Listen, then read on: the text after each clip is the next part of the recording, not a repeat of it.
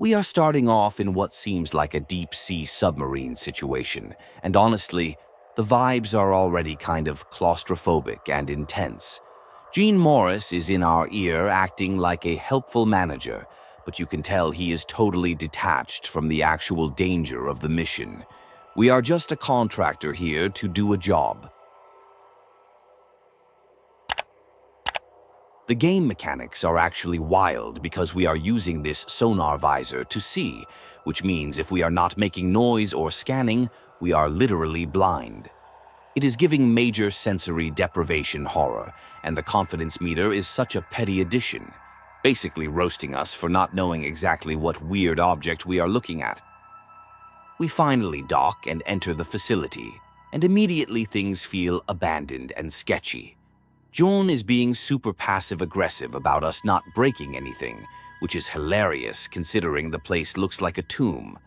We start downloading files to unlock doors, which feels like digital grave robbing at this point. The atmosphere is heavy with silence and dread. We are uncovering the tea on the previous crew, and it is a whole soap opera down here. The organizational chart reveals a tangled mess of nepotism and weird relationships between Simon, his kids, and the other scientists. It is giving major toxic workplace energy, and we have not even seen a monster yet, just corporate dysfunction. Okay, that giant eye appearing near the porthole was absolute nightmare fuel. 1 second, it is just a dark ocean, and the next, there is something massive watching us. The audio design is doing a lot of heavy lifting here to make us feel small and insignificant. It is definitely not just a research trip anymore. Entering the bedroom area, we find logs that show the crew was getting way too comfortable with necromancy.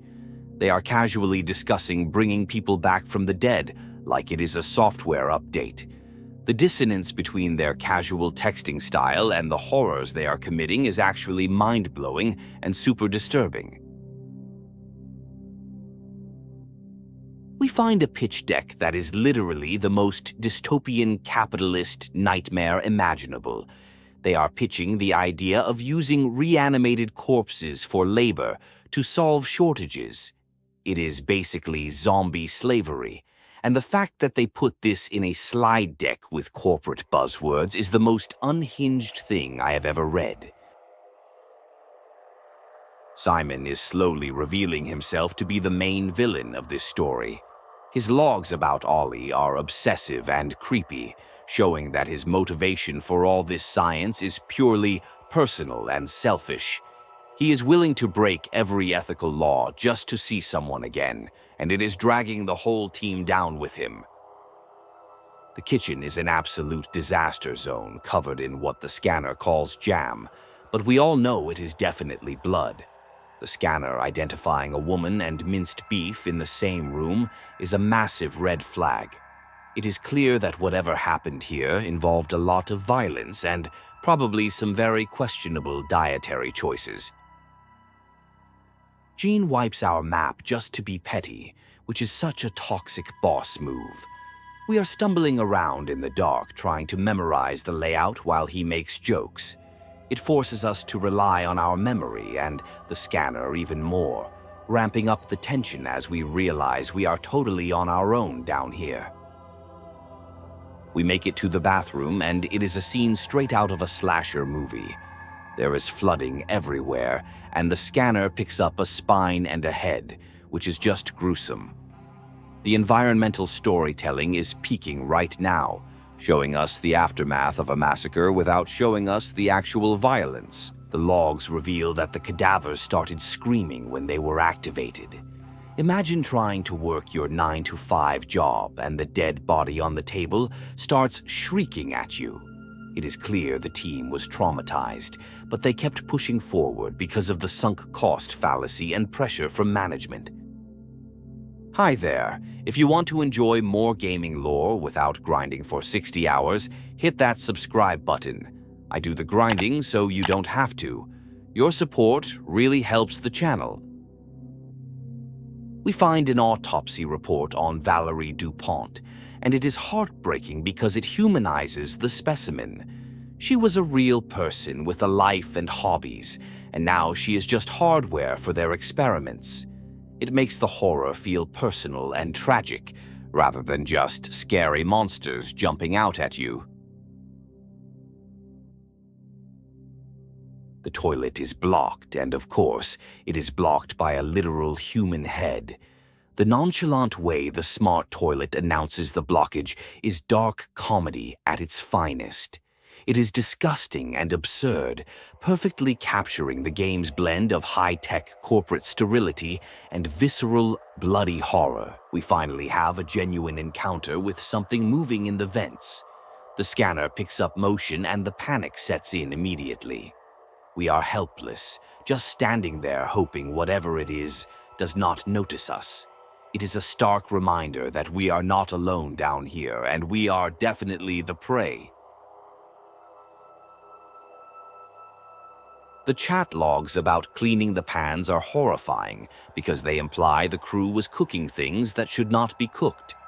The debate about veganism versus meat eating takes on a sickening new context when you realize the meat they are arguing about might be their former co-workers. It is absolutely vile. We see the breakdown of Willow and Ella's relationship through their texts. It is tragic to watch them drift apart because the trauma of the lab is destroying their ability to connect. Willow is trying to maintain some morality, while Ella is just trying to survive, and it is tearing them apart. Riot's messages reveal a deep insecurity and a desperate need for validation, which makes her participation in the horrors even sadder. She is cracking jokes and being edgy to mask how terrified and lonely she is. It adds so much depth to the characters, making them feel like real, flawed people caught in a nightmare. Exploring the recreation room feels like walking through a graveyard of good times. You can see where they used to hang out and play games, which contrasts sharply with the blood and chaos everywhere else. It emphasizes what was lost and how quickly their little society crumbled under the weight of their sins. The airlock malfunctions, leaving us exposed and vulnerable. John's commentary is useless as always, highlighting how expendable we are to the company. The safety protocols are failing one by one, and the facility itself feels like it is actively trying to kill us, or at least keep us trapped down here forever. Simon tries to play the supportive manager to Willow, but it is pure gaslighting. He is encouraging her to voice her concerns while simultaneously pushing the project forward, regardless of the moral cost. He is manipulating his team to keep them compliant, using corporate therapy speak to justify atrocities. We learn about the hole, a growing void in the ocean floor that defies physics. Simon's obsession with it is becoming almost religious.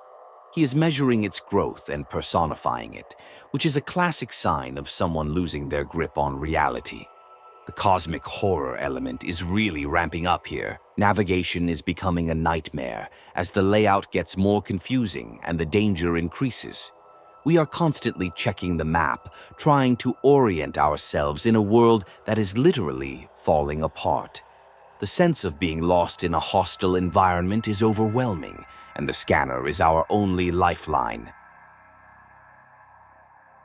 The crew starts noticing that the pork tastes weird, which is the moment the audience knows exactly what is happening, even if the characters are in denial. It is a slow burn realization that they have crossed a line from which there is no return. The dramatic irony here is sickening. We find logs counting down the days until the contract ends, filled with poetic musings on death and longing. It shows that beneath the madness, these people were desperate to just go home and live normal lives. It makes their inevitable fate feel so much heavier and more unjust. Simon admits to seeing a face in the hole, specifically the face of the person he lost. The hole is reflecting his desires and drawing him in, acting like a siren.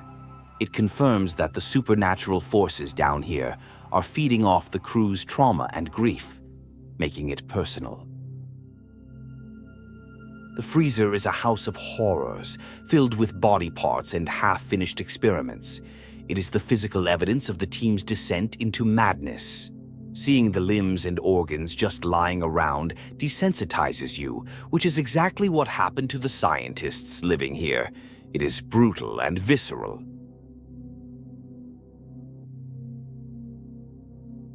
Simon finally states it plainly. The hole is hungry. He is no longer speaking like a scientist, but like a cult leader.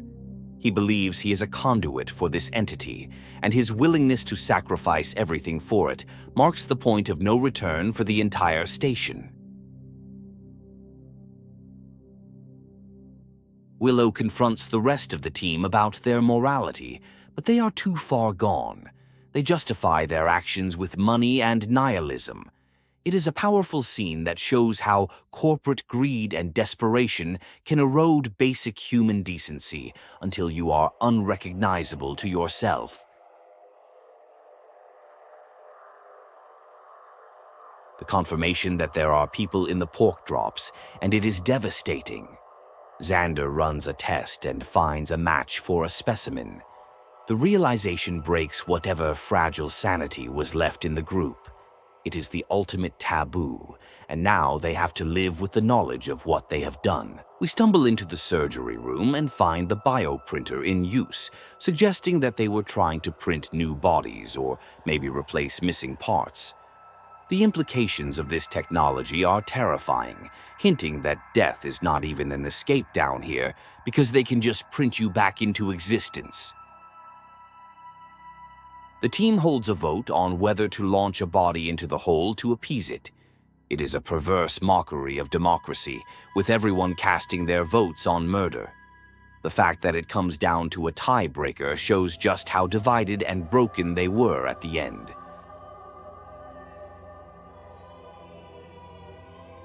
We find our own contractor file, revealing that we are an ex-convict sent here essentially as a guinea pig. We were never meant to solve anything. We were just another body to throw at the problem. It completely recontextualizes our mission from a job to a death sentence. The tech support logs are hilarious and tragic, with automated responses banning words like pounding while a monster is literally breaking down the door. It is a satire of corporate bureaucracy in the face of imminent death. The characters are screaming for help, and the system is asking for a ticket number. In the final moments, Willow and Ella reconnect, choosing to face the end together.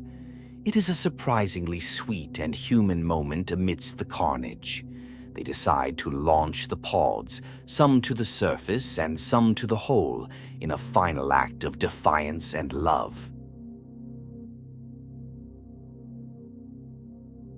Gene Morris leaves a final log, basically washing his hands of the whole situation.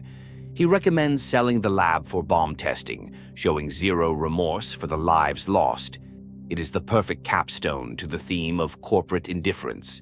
He is just moving on to the next project while we die. We are scrambling to find a working pod, trying to avoid the ones programmed to go into the hole. It is a desperate race against time, and every movement feels heavy with the knowledge that most of these pods are coffins. We just want to see the sun again. We launch the pod, but the system warns that the weight limit is exceeded. It implies that something, maybe a ghost or the entity, is in there with us. We get so close to the surface, but the screen goes black, leaving our fate ambiguous but likely grim. It is a chilling, hopeless ending. Gaming lore is long and confusing, but I break it down every week. Subscribe so you never miss a plot twist or hidden detail. Thanks for watching.